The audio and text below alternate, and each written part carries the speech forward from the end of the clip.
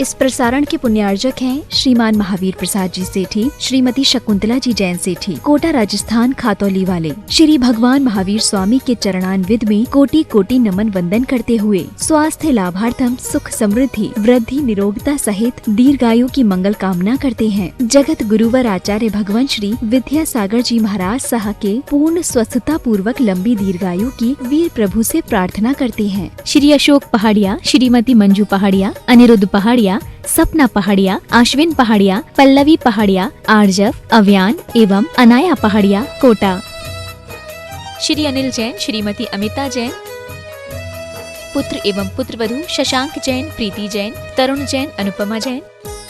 पुत्री एवं दामाद श्रीमती श्वेता अग्रवाल, श्री आलोक अग्रवाल, नाती नातिन मितुल, मानवी, पौत्री सिमरन जैन, ईशानवी जैन, अहिली जैन, पौत्र संभव जैन, दुर्गापुर, पश्चिम बंगाल। श्री घीसालाल जैन झांझरी, एडवोकेट श्रीमती कला देवी जैन झांझरी, पुत्र एवं पुत्रवधू श्री राजेश जैन झांझरी, अपर जिला न्यायाधीश श्रीमती नीलम जैन झांझरी, पौत्रियां अनुष्का जैन झांझरी, ऐश्वर्या जैन झांझरी, पुत्री एवं दामाद श्रीमती रेखा जैन, श्री दिनेश जैन, दोहिता दिवेश जैन, दोहिती दिशा जैन, पुत्र एवं दामाद श्रीमती रेणु जैन, श्री संदीप जैन, दोहिता ईशान जैन, दोहिती रिया जैन, भीलवाड़ा, राजस्थान। माताजी श्रीमती मनोरमा जैन, श्री संतोष कुमार जैन, श्रीमती निर्मला जैन, भ्रात एवं भ्रातवधू श्री प्रदीप जैन, श्रीमती प्रीति जैन, पुत्र एवं पुत्रवधू लकी जैन, शिवानी जैन, पौत्र अनिकेत जैन, पौत्री अनवी जैन, पुत्र यश जैन, बिट्टू, पुत्री एवं दामाद पिंकी जैन, विकास जैन, दोहित्र देवांश जैन, पुत्री एवं दामाद रिंकी जैन, जय जैन, दोहित्र अरिहंत जैन, खुशी जैन, संतोष जैन, केटर्स, सागर, मध्य प्रदेश।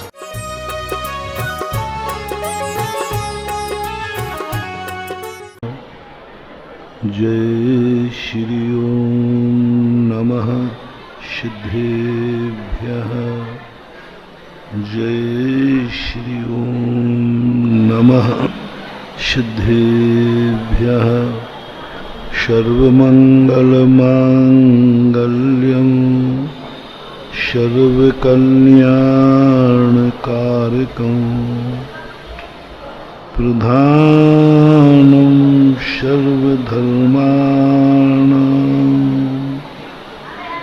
जैनं जयतु शासनं। जैनं जयतु शासनं।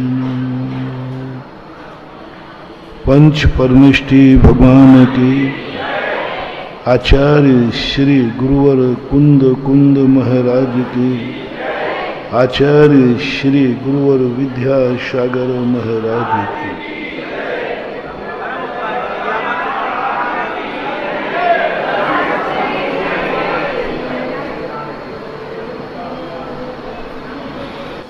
कल प्रसंग चला था कि व्यक्ति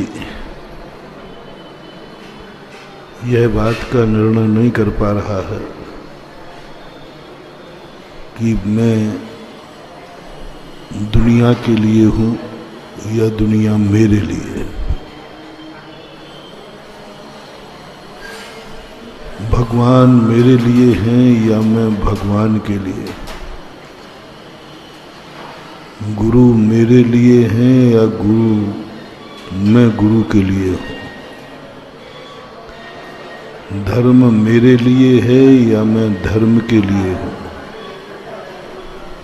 माता पिता मेरे लिए हैं या मैं माता पिता के हूँ।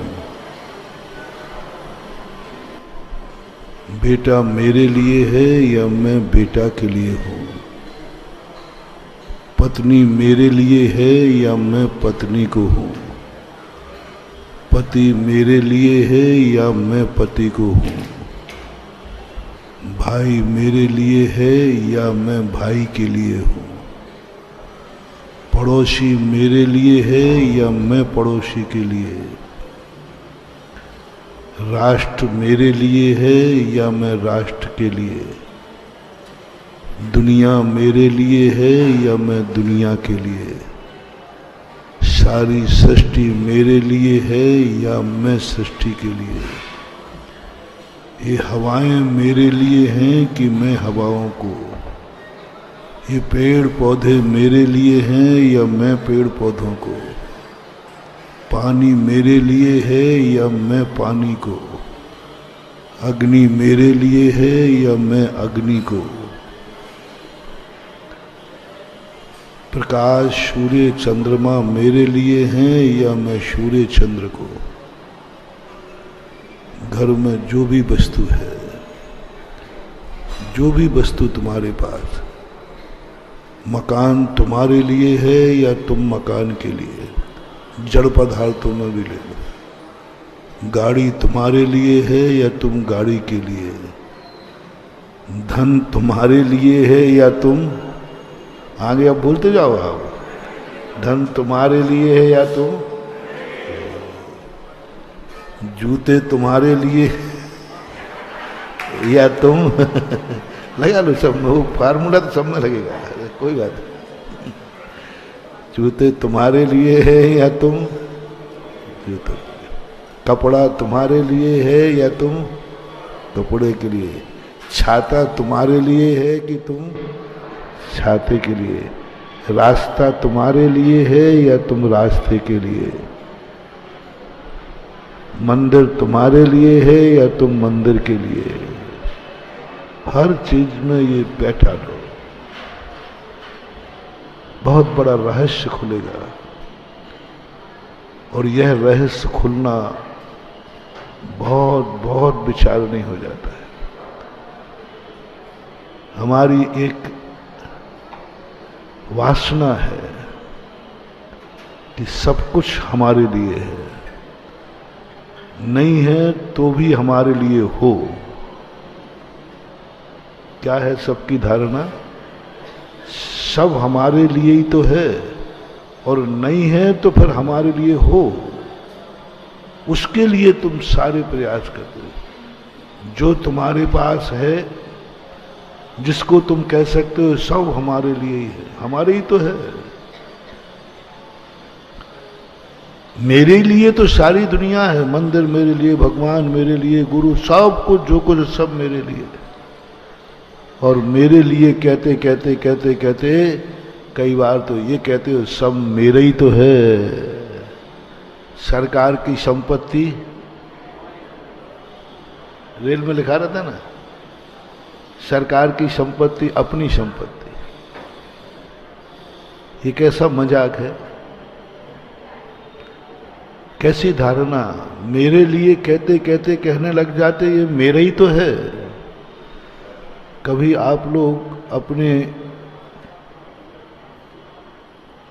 यंग अवस्था में, या जो यंगेस्ट लोग होते हैं, वे कभी किला घूमने जाते हैं तो उनकी बातें सुनना, सबने की होंगी। यार मालूम है किला अपने ही है, हम ही राजा थे, यहाँ बैठते थे, यहाँ ये करते थे, यहाँ ये करते थे। अब बोलो ये सत्य है कि मस्ती की बातें हैं? मस्ती की बात। और मस्ती की बातें कभी सत्य नहीं होती, भ्रम होता है, भ्रम जाल होता है। मनोरंजन कोई आनंद नहीं है, वो मनोरंजन ही है। मनोरंजन ऐसे ही है जैसे मन के लड्डू खाने से कभी पेट नहीं भरता, लेकिन मन का लड्डू खा तो सकता है, कल्पनाएं तो कर ही सकता है। और ये जो मूर्छा है, यही मूर्छा बहुत बड़ी है। कल एक रोटी का उदाहरण दिया था। एक रोटी तुम्हारे पास है और तुम्हारे सामने 4 लोग हैं, तुम खुद हो, भूख लगी है, मरणासन स्थिति में हो, यदि रोटी नहीं खाओगे तो मर जाओगे। पानी का एक लोटा प्यास है, नहीं पियोगे तो मर जाओगे। उधर तुम्हारे मम्मी पापा की भी यही हालत है, यदि वो रोटी और लोटा भर पानी नहीं दिया तो वो भी मर जाएंगे। उधर बेटे का भी यही हाल है, बेटे को ये रोटी और पानी नहीं मिला तो मर जाएगा। चौथा कौन था? हैं? नहीं, वो तो स्वयं में आ गया, 3 में आ गया। मैं, माँ बाप, बेटा, चौथा था भिखारी, जो तुम्हारा कोई नहीं था,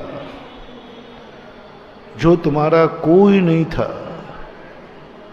वो इस अवस्था में है आज, यदि उसे रोटी और एक लोटा पानी नहीं मिला तो मर जाएगा, और वो रोटी तुम्हारे हाथ में है। फैसला करो, ये रोटी और एक लोटा पानी किसको जाएगा, किसको जाएगा। बहुत सरल उदाहरण है लेकिन बड़ा टिपिकल है, बड़ा टिपिकल है। फैसला, ऐसी दुनिया, ये है दुनिया के निर्णय। इसको बोलते तत्व दृष्टि, इसको बोलते स्वार्थ दृष्टि, इसको बोलते परोपकार दृष्टि, इसको बोलते पूज्य दृष्टि, इसको बोलते करुणा दृष्टि। कितनी दृष्टियों में 4 दृष्टियां आपको देना है।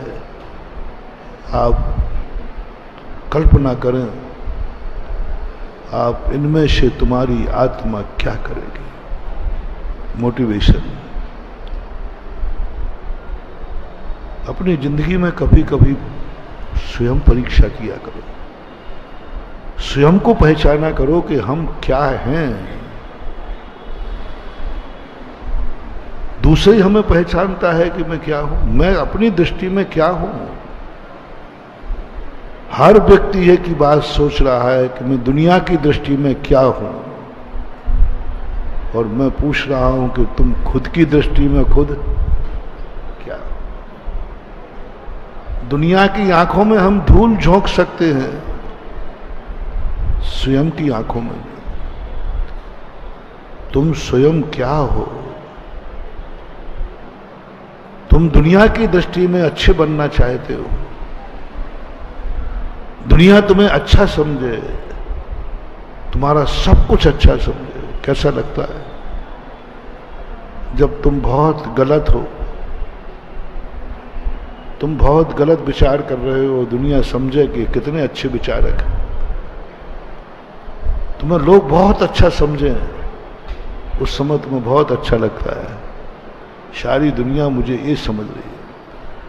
अरे दुनिया क्या समझ रही है, इससे तुम्हारा कल्याण होने वाला नहीं, तुम क्या हो इससे कल्याण होने वाला है।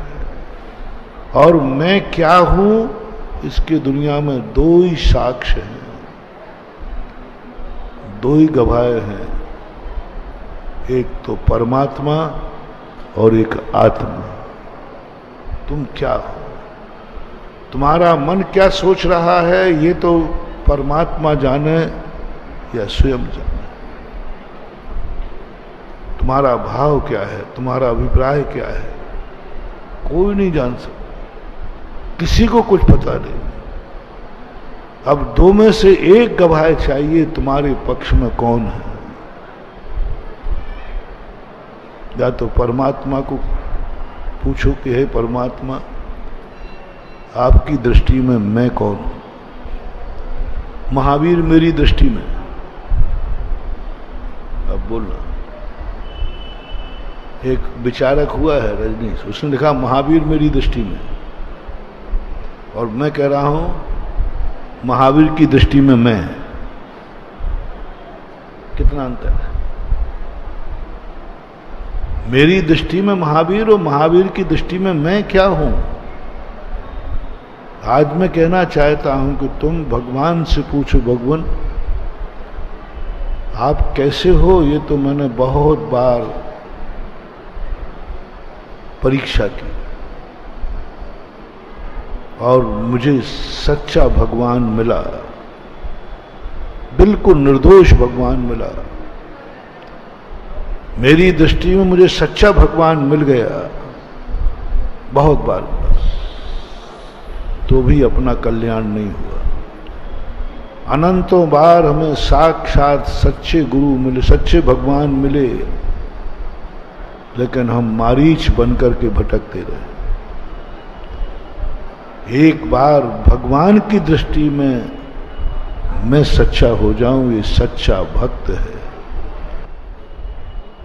सच्चे भगवान मिलने से पूरा कल्याण नहीं होगा, सच्चे भक्त बनने से पूरा कल्याण निश्चित है।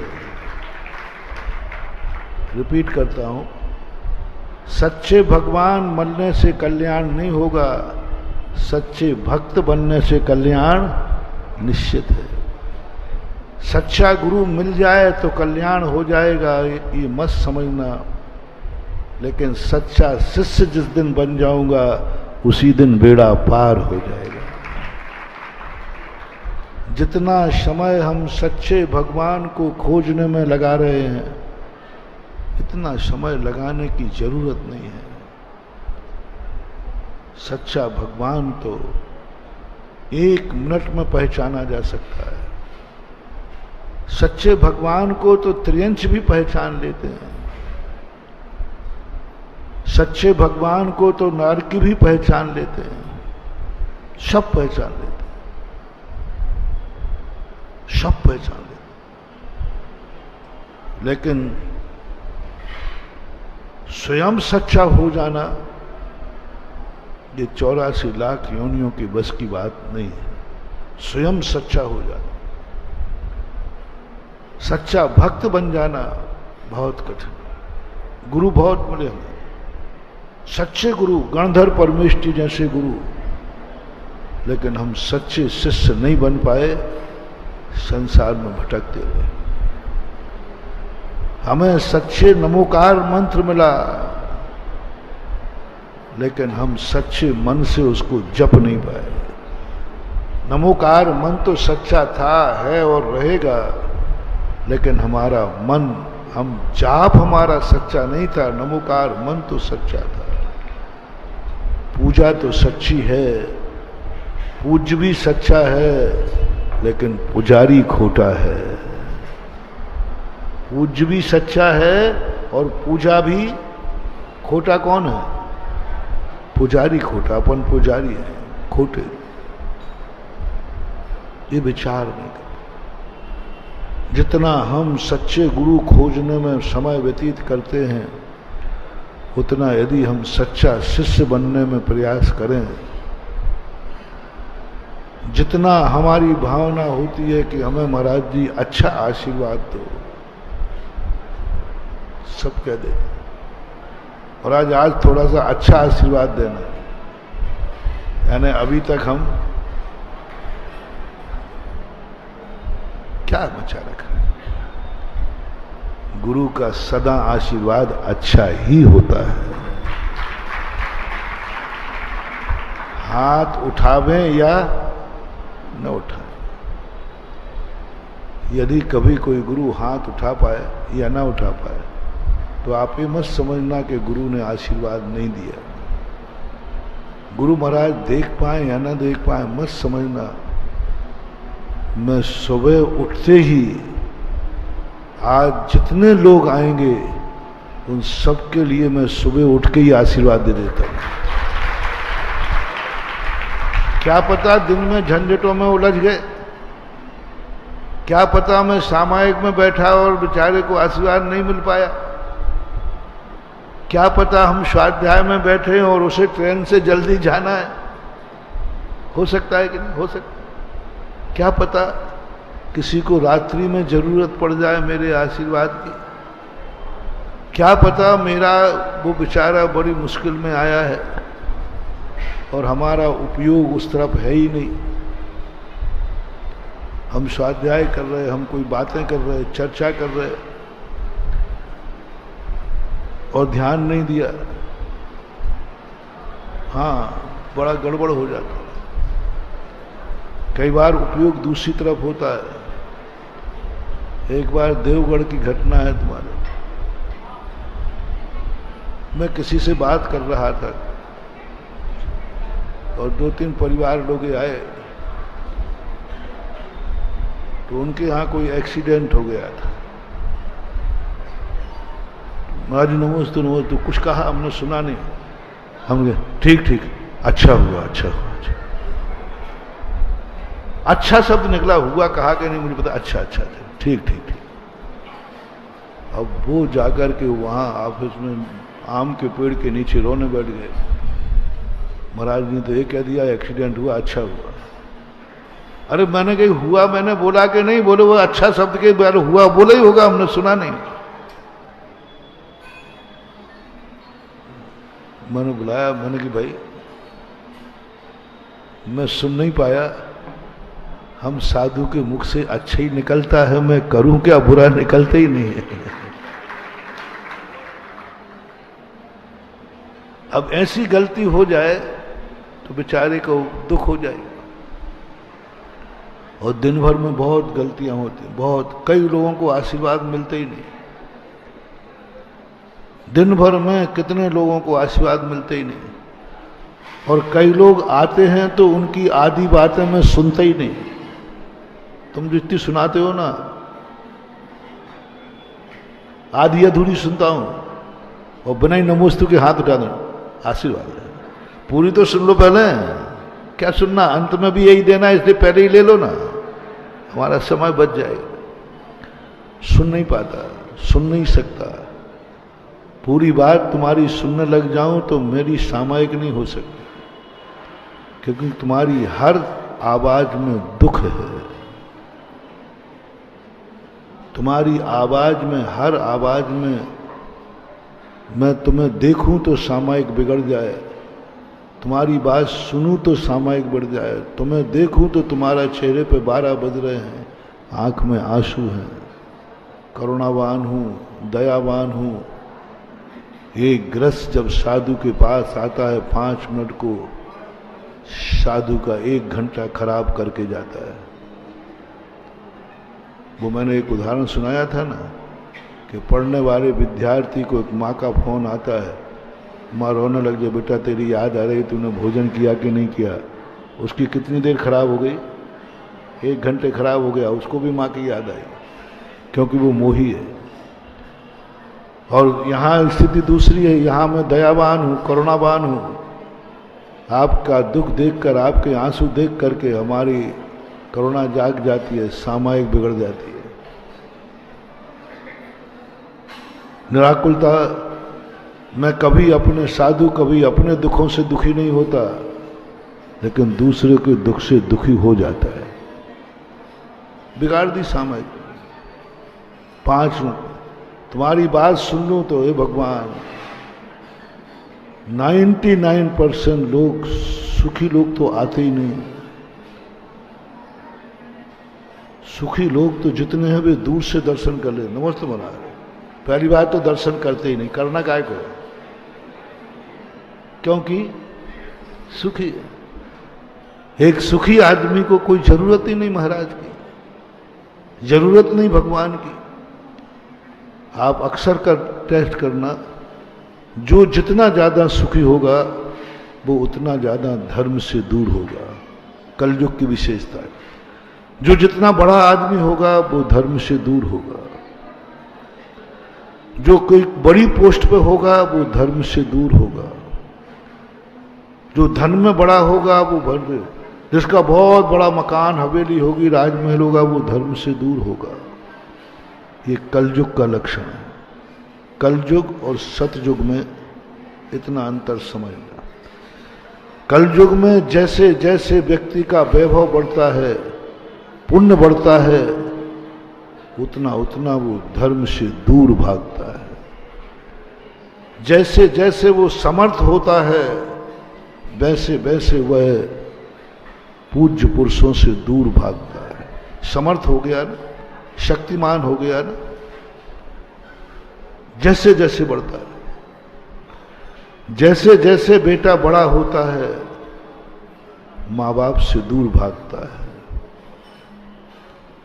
जैसे जैसे बड़ा होता जाएगा, माँ बाप से दूरियां बनाना शुरू कर देगा। कलयुग का संस्कार है। बेटा बड़ा होते होते जैसा बड़ा होता जाएगा, माँ बाप से दूरियां बनाता जाएगा, और ज्यादा बड़ा हो गया तो माँ बाप को छोड़ देता है, दूरियां बनाना शुरू कर देता है। माँ की उपस्थिति अच्छी नहीं लगती उसे, माता पिता की उपस्थिति अच्छी नहीं लगती उसे। वो इंतजार करता है कि मेरे माँ बाप घर से बाहर कब जाएंगे। सैंपल ले रहा हूं। बच्चे इंतजार करता है कि माँ बाप घर से बाहर कब जाएं, और अपने दोस्त को फोन करता है, यार आज मजा है। बोलो कहाँ चल रहा है?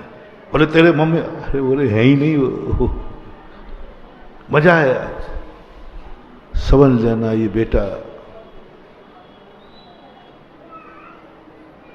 बहुत खेद के साथ कह रहा हूं, ये बेटा अनाथ होगा, अभिशाप हो गया। माँ बाप के नहीं रहने पर उसको खुशी हुई, दोस्त को फोन किया और कहा आज मजा है, कोई नहीं। समझ लेना तुम्हारी जिंदगी का सबसे बड़ा खतरनाक मोड़ आ गया। तुम बेसहारे की जिंदगी जियोगे, तुम्हारा कोई छाया नहीं होगी, कोई साया नहीं होगा, कोई गार्जियन नहीं होगे, अनाथों की तरह भटकोगे, कोई सुनने वाला नहीं होगा, क्योंकि तुमने बड़ों के अभाव को अच्छा माना, खुशी मानी। इंतजार है तुम्हारा कि माँ बाप कब बाहर जावे और मैं मस्ती करूं। महानुभाव, मेरा दुश्मन भी हो तो कभी बड़ों के अभाव को खुशी मत मनाना। कभी ये बात कितना भी अनिवार्य हो, ये मत सोचना ये बड़े लोग कब यहां से हटेंगे, कब यहां से जाएंगे। बड़ों को हटाने का भाव करना ही मत, उनको हटाने का भाव मत करना, क्योंकि वो बड़ों की उपस्थिति तो ऐसी होना चाहिए कि हे भगवान सदा मेरे सामने बड़े बने रहेंगे, मेरा मन मैं कुछ गलत नहीं कर पाऊंगा। यही बड़ों की उपलब्धि है, क्योंकि मैं अपने मन पर काबू नहीं पा रहा हूं। मेरे दोस्त यार ठीक नहीं है, मेरा मन भी बहुत चंचल है, मैं कुछ भी कर सकता हूं, मैं जिस जवानी में हूं, जिस जवानी में मेरे दोस्त हैं, मेरा कुछ भी कर सकता हूं। कौन बचाएगा? बस एक ही तरीका है कि मेरे माता पिता मेरे साथ रहें, तो फिर मैं ये गलत नहीं कर पाऊंगा, नहीं तो पक्का है। जब तुम घूमने जाओ और मन करे कि भाई भगवान माता पिता ना जाएं साथ में, हैं? बस समझ लेना तुम्हारा विनाश का समय आ गया। समझ लेना तुम इतना बड़ा खोटा कार्य करोगे, क्योंकि जो तुम करने जा रहे हो वो माँ बाप के सामने नहीं कर सकते। एक दिन और हमने कहा था, वह कार्य मत करना जिसमें माँ बाप का डर लगे, माँ बाप के लिए डर जाए कि माँ बाप को पता तुम कुछ गलत करने जा रहे हो। बल्कि घूमने जाओ तो माँ बाप को साथ लेके जाओ। क्यों साथ लेके जाते हो? मेरा मन बहुत चंचल है, मैं कुछ भी कर सकता हूं, लेकिन मम्मी पापा रहेंगे तो मैं कुछ गलत नहीं कर पाऊंगा। बस गलत करने के लिए बड़े हैं, मैं गलत न कर पाऊं इसके लिए बड़े हैं, और बड़ों का कोई आवश्यकता नहीं है। जिस समय बड़ों को आवश्यकता होती है वो आवश्यकता नहीं। असमर्थ में, बचपन में बड़ों की आवश्यकता, ये कोई धर्म नहीं है, तो पशुओं के पास भी। पशु भी जब असमर्थ होता है, बालक होता है, वो माँ बाप की उसकी जरूरत है। जन्म देने के लिए माँ बाप चाहिए, तो पशुओं के भी है। बचपन पालन करने के लिए माँ बाप चाहिए, तो पशु के लिए। इसमें पशु और मानव में कोई ज्यादा अंतर नहीं है। असमर्थ के लिए माँ बाप नहीं है, ये तो पशुओं के भी होते। मनुष्य के माँ बाप का क्या मूल्यांकन है? जब व्यक्ति समर्थ हो जाए, बड़ा हो जाए, पैरों पर खड़ा हो जाए, स्वयं मजबूत हो जाए, उसके बावजूद भी कहे नहीं, मुझे अपनी जिंदगी में माँ बाप की जरूरत है, बस उस समय घर में माँ बाप की जरूरत नहीं है। आज मैं घूमने जा रहा हूं, आज मैं किसी हिल स्टेशन पर जा रहा हूं, आज मैं दोस्तों के साथ जा रहा हूं, आज मुझे मम्मी पापा आज तो तुम्हें चलना ही पड़ेगा। बेटा मैं क्या करूंगा दोस्तों के साथ में, मैं क्या करूंगा घूमने के लिए, नहीं मम्मी पापा आज तो चलना ही पड़ेगा, क्योंकि आज ये वो खतरनाक स्थान पर जा रहा हूं जहां कुछ भी कर सकता है आपका बेटा। इसलिए आपकी साक्षी चाहिए, आपकी दृष्टि चाहिए, आपकी उपस्थिति चाहिए। बस आप उपस्थित रहेंगे तो मेरा मन कुछ भी गलत नहीं कर पाएगा। कब? जब आप बड़े हो जाए, कब? जब आप कमाने लग जाए, कब? जब आपको माँ बाप की जरूरत नहीं है, कोई जरूरत नहीं है।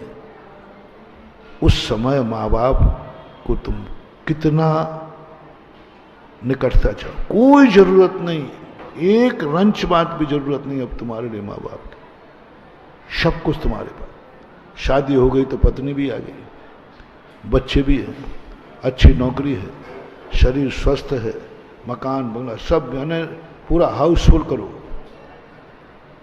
अब माँ बाप जिंदगी में तुम्हारे किसी काम के नहीं है, कुछ भी काम के नहीं, कोई लेना ही नहीं है, मतलब ही नहीं है। मैं उस समय पूछ रहा हूं माँ बाप कैसे लग रहे हैं, माँ बाप की घर में उपस्थिति कैसी लग रही है। जब तुम्हारे दोस्त यार आए हैं उस समय माँ बाप तुम्हारे साथ बैठे हैं, कैसा लग रहा है? दोस्त यार आए, कैसा लग रहा है? कैसा लग रहा है उस समय माँ बाप?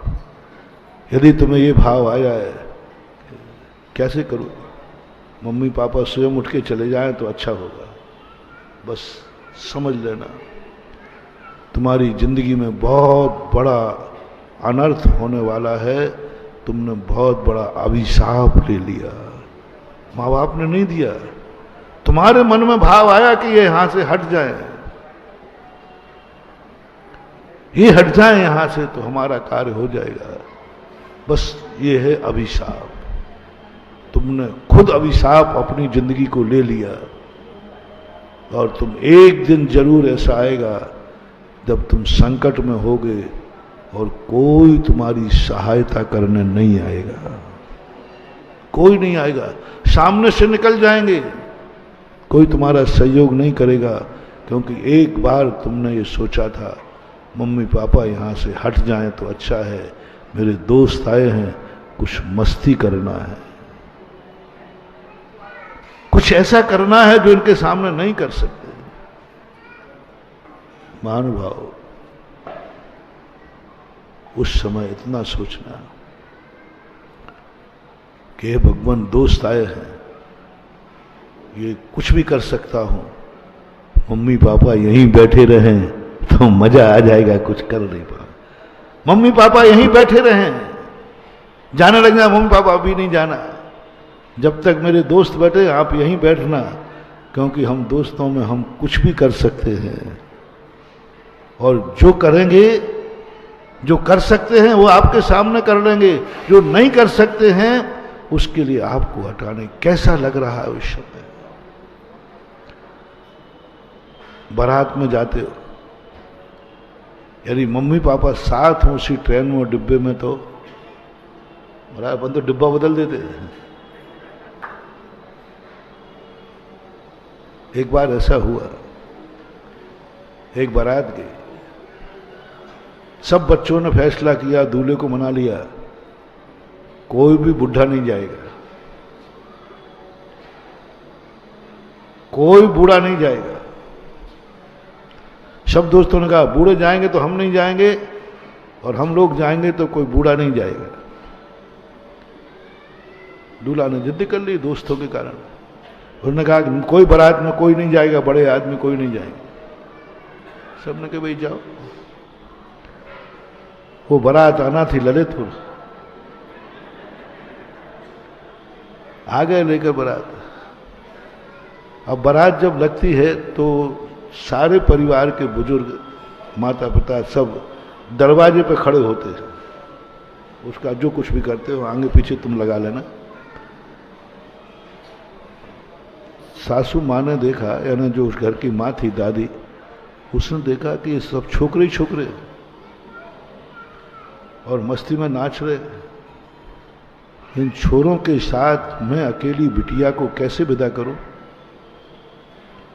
ये लड़का तो छोरों की संगति में है, ये लड़का के सारे लोग तो बारात में जवान ही जवान आए हैं, अब लौट आ सकते नहीं, बारात लगी। उस बारात के समय पर मुझे पता नहीं, मैंने इस कहानी में पढ़ा था, कुछ दस्तूर होता है, सामने वाले कुछ मांगते हैं वो देना पड़ता है वो दरवाजे पे। तो दादी माँ ने कहा सब लोग आगे बारात, बोले बारात तो जब लगेगी पहले एक कुआ भर शक्कर लाओ। कितनी? कुआ भर के शक्कर लाओ, कोई 1 किलो 2 किलो नहीं। अब सारे छोकरों को तो दिन में तारे दिखे, कुआ भर के शक्कर कहां से लाए? कुआ भर के। तो दादी ने, सासू ने कह दिया कुआ भर शक्कर लाओ तभी बारात लगेगी, नहीं तो नहीं लगेगी। अब सारे छोकरे जो नाच रहे थे ना, उनके पास, जवानों के पास तो ब्रेन कहाँ होता है, वो तो मस्ती होती। अब बारात खड़ी है, अब एक घर गया जाकर के, बोले किसी बड़े को लाओ। किसी ने सलाह दी तुम्हारे बारात में कोई बड़ा है कि नहीं? नहीं बड़ा तो कोई नहीं, हम लोग लाई नहीं, चला करके उन बुढ़ों को। बोले इसका जवाब तो किसी वृद्ध के पास ही है। घर आए, 2-3 वृद्धों को हाथ पैर जोड़ के ले गए। कौन को भेज दूं ललितपुर से? जो हर के मरे पे और हर के कार्य में जाते हैं, वो क्या सिक्का लेते ना, वो सिक्का, कोई सिक्का यहाँ चलता है, कोई एक सिक्का चलता है। चलो सील छंद क्यों बोलते हैं। अब ये तो पक्के ना, बोले मैं नहीं जाता हूं बारात मरात, मेरा तो त्याग है। अब बच्चों ने थोड़ा मनाया कि चलो दाऊ दाऊ दाऊ, दाऊ गए। क्या चाहिए बयान जी? बोले कुएं भर के शक्कर लाओ। बोले 1 कुआ के 2 कुआ?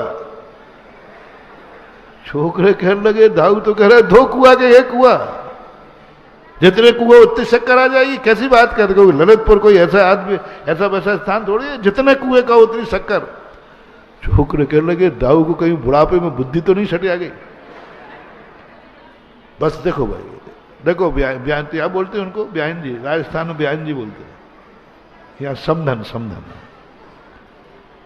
देखो, हमारे यहाँ के कुएं छोटे बड़े हैं। कोई कुआ तो 100 फुट का है, कोई कुआ 10 फुट का है, क्योंकि बंधा पास में है। तो अभी फिर बाद में आफत होगी कि तो छोटा कुआ। ऐसा करो भैया जी, कुआ आप भेज दो, शक्कर पे भर के भेज दूंगा।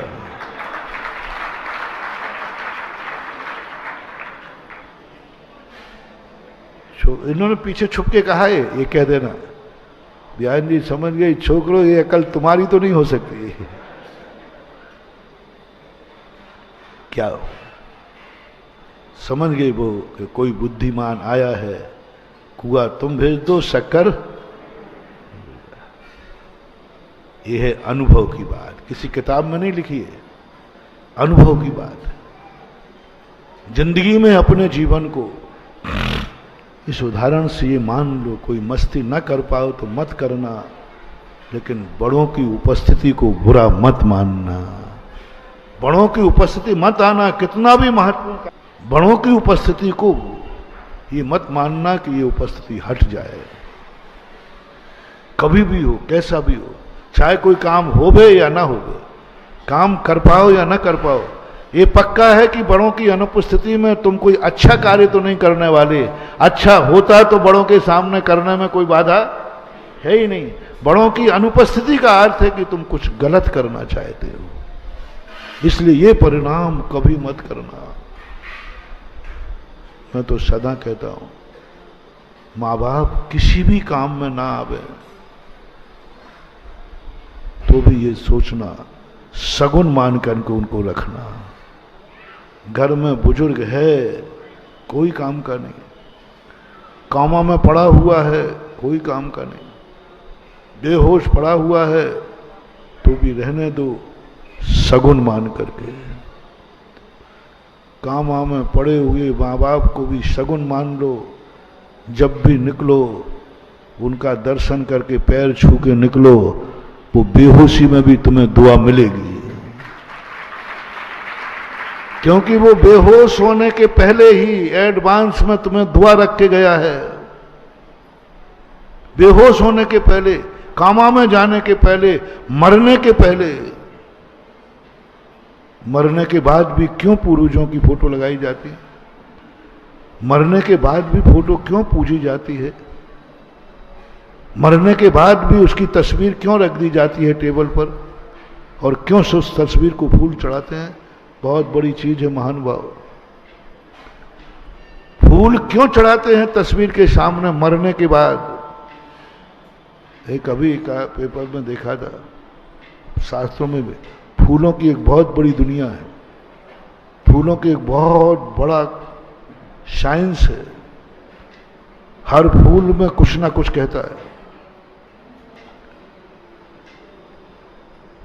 किसी भी व्यक्ति के लिए पहले संदेशे होते थे। किसी व्यक्ति को संदेशा भेजना है संधि का, प्रेम का, वात्सल्य का, तो वो हमेशा लाल फूल, गुलाबी फूल भेजा जाता है। आज भी प्रेम का प्रतीक मानते हैं। और यदि उसको तुम्हारा स्वीकार नहीं है, आप किसी के यहां बच्चा बच्ची देखने गए,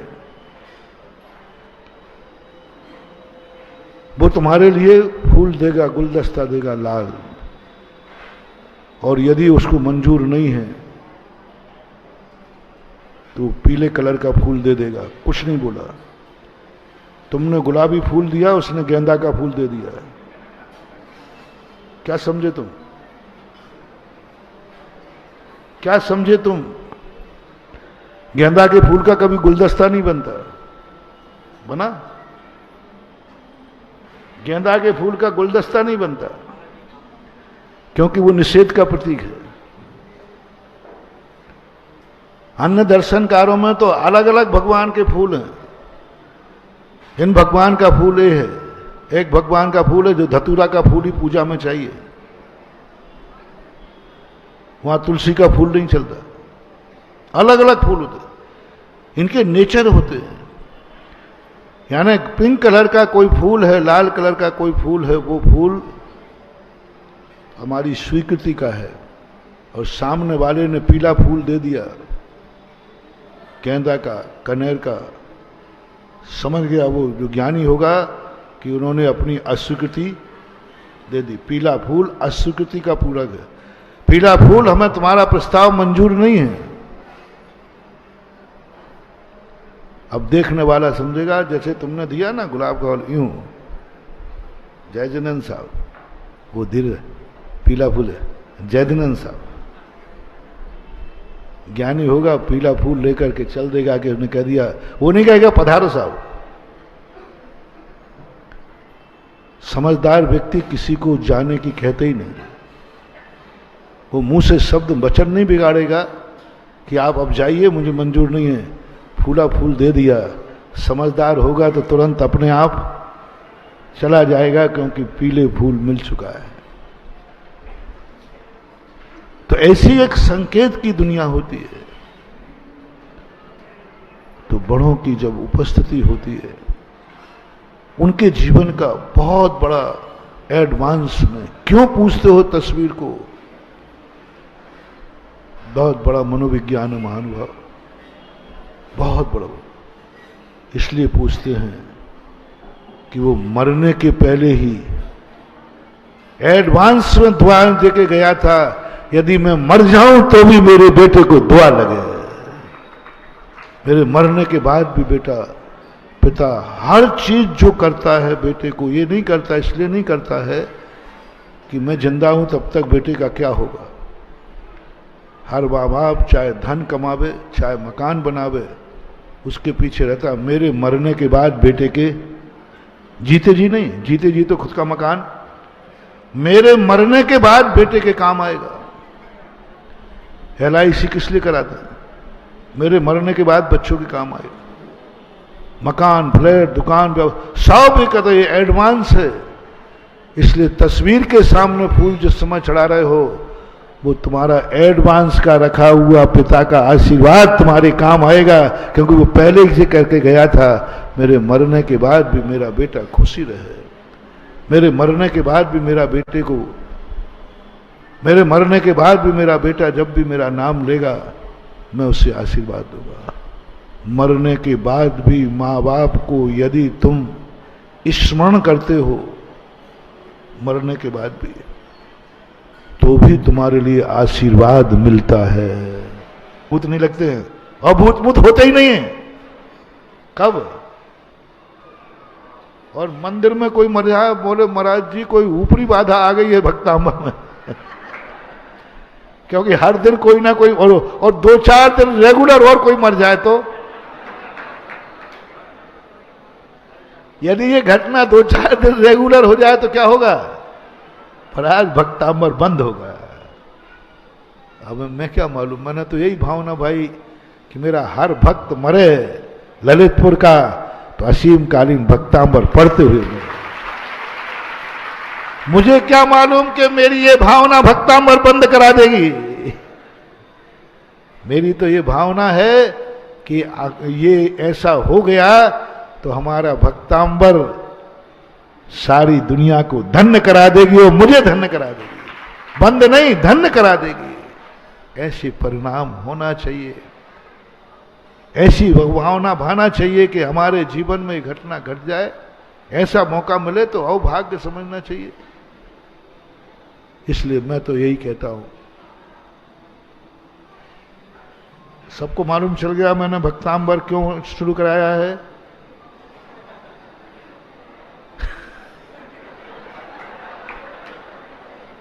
कि ललितपुर का मेरा भक्त जब भी मरे भक्तांबर पढ़ते हुए मरे, अभिषेक करते सब मैंने कर दिया। और बहुत बढ़िया, और मैं अपने भी कह रहा हूं, मेरे जब भी प्राण निकले सामायिक करते हुए निकले,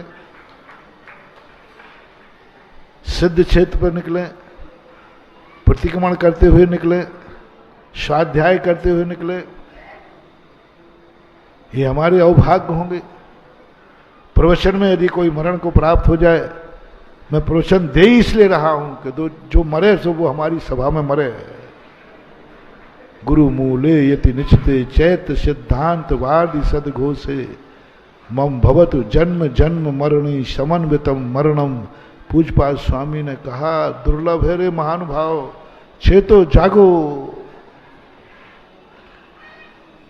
यदि 2-4 दिन प्रवचनों में कोई ना कोई मरता गया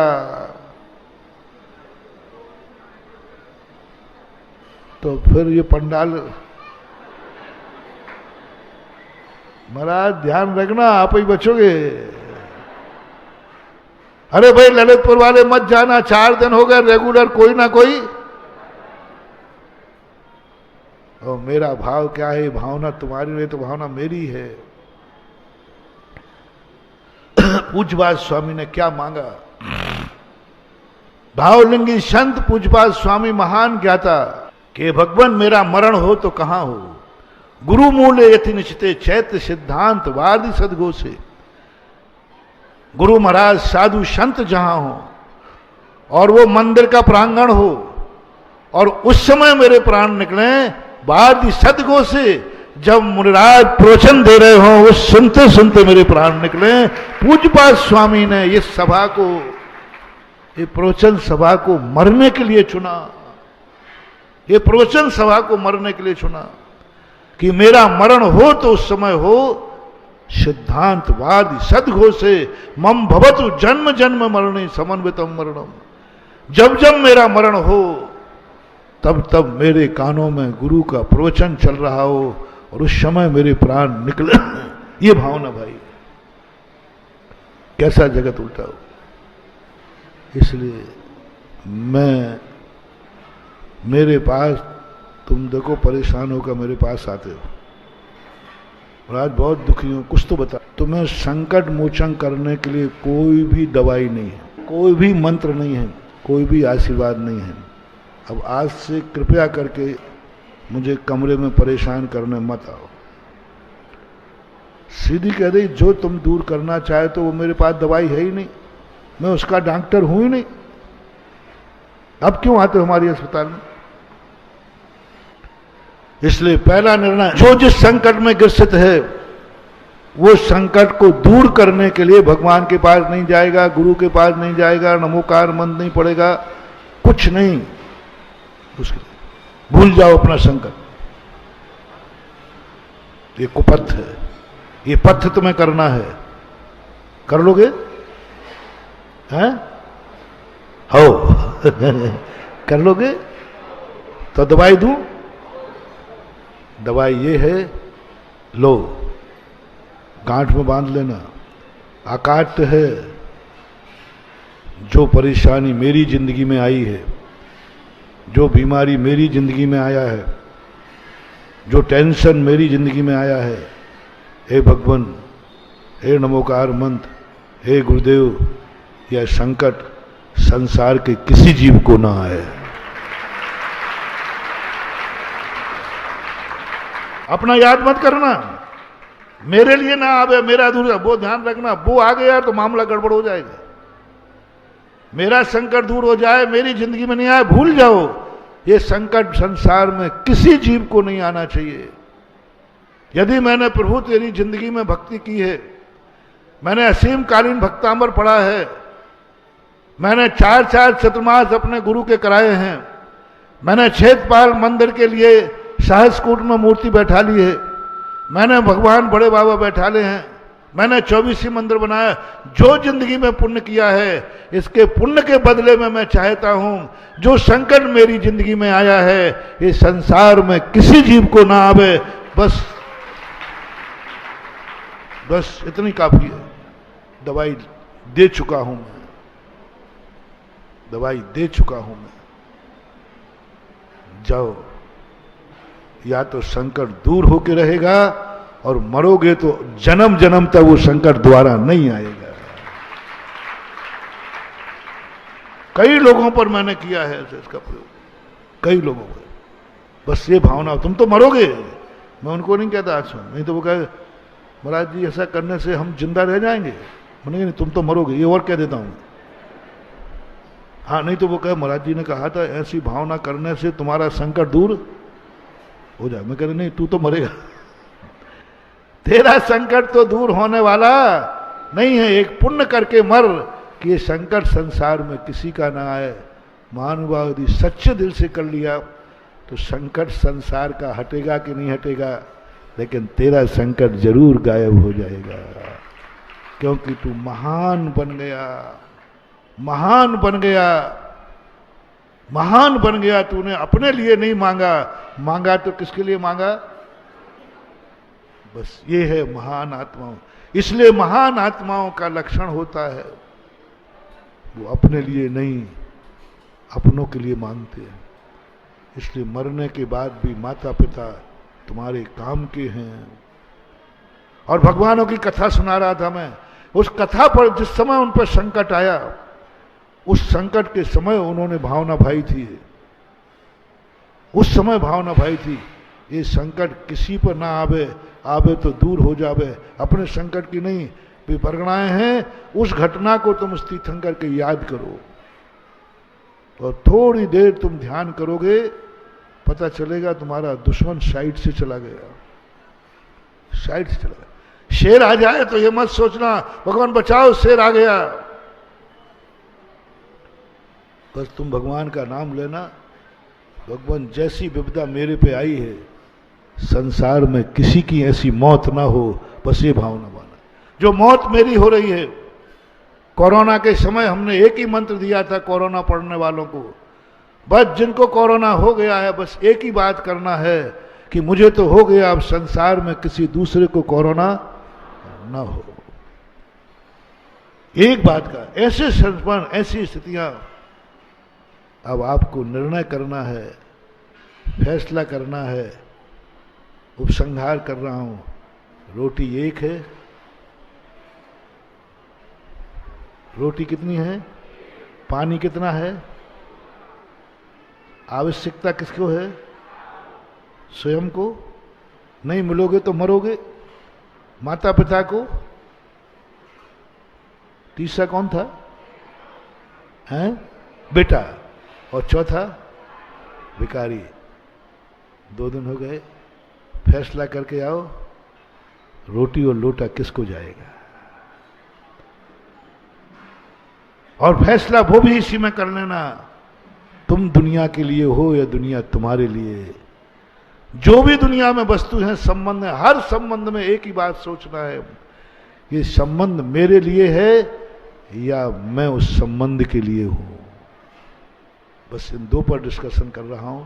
समय आपका हुआ, आज इतने कह के विराम करता हूं। महावीर भगवान की। इस प्रसारण के पुण्यार्जक थे श्रीमान महावीर प्रसाद जी सेठी, श्रीमती शकुंतला जी जैन सेठी, कोटा राजस्थान खातौली वाले। श्री भगवान महावीर स्वामी के चरणान्वित में कोटि कोटि नमन वंदन करते हुए स्वास्थ्य लाभार्थम, सुख समृद्धि, वृद्धि, निरोगता सहित दीर्घायु की मंगल कामना करते हैं। जगत गुरुवर आचार्य भगवान श्री विद्यासागर जी महाराज साह के पूर्ण स्वस्थता पूर्वक लंबी दीर्घायु की वीर प्रभु से प्रार्थना करते हैं। श्री अशोक पहाड़िया, श्रीमती मंजू पहाड़िया, अनिरुद्ध पहाड़िया, सपना पहाड़िया, आश्विन पहाड़िया, पल्लवी पहाड़िया, आर्जव, अव्यान एवं अनाया पहाड़िया, कोटा। श्री अनिल जैन, श्रीमती अमिता जैन, पुत्र एवं पुत्रवधू शशांक जैन, प्रीति जैन, तरुण जैन, अनुपमा जैन। पुत्र एवं दामाद श्रीमती श्वेता अग्रवाल, श्री आलोक अग्रवाल, नाती नातिन मितुल, मानवी, पौत्री सिमरन जैन, ईशानवी जैन, अहिली जैन, पौत्र संभव जैन, दुर्गापुर, पश्चिम बंगाल। श्री घीसालाल जैन झांझरी, एडवोकेट श्रीमती कला देवी जैन झांझरी, पुत्र एवं पुत्रवधू श्री राजेश जैन झांझरी, अपर जिला न्यायाधीश श्रीमती नीलम जैन झांझरी, पौत्रियां अनुष्का जैन झांझरी, ऐश्वर्या जैन झांझरी, पुत्री एवं दामाद श्रीमती रेखा जैन, श्री दिनेश जैन, दोहिता दिवेश जैन, दोहिती दिशा जैन, पुत्र एवं दामाद श्रीमती रेणु जैन, श्री संदीप जैन, दोहिता ईशान जैन, दोहिती रिया जैन, भीलवाड़ा, राजस्थान। माता जी श्रीमती मनोरमा जैन, श्री संतोष कुमार जैन, श्रीमती निर्मला जैन, भ्रात एवं भ्रातवधू श्री प्रदीप जैन, श्रीमती प्रीति जैन, पुत्र एवं पुत्रवधू लकी जैन, शिवानी जैन, पौत्र अनिकेत जैन, पौत्री अनवी जैन, पुत्र यश जैन, बिट्टू, पुत्री एवं दामाद पिंकी जैन, विकास जैन, दोहित्र देवांश जैन, पुत्री एवं दामाद रिंकी जैन, जय जैन, दोहित्र अरिहंत जैन, खुशी जैन, संतोष जैन, कीटर्स, सागर, मध्य प्रदेश।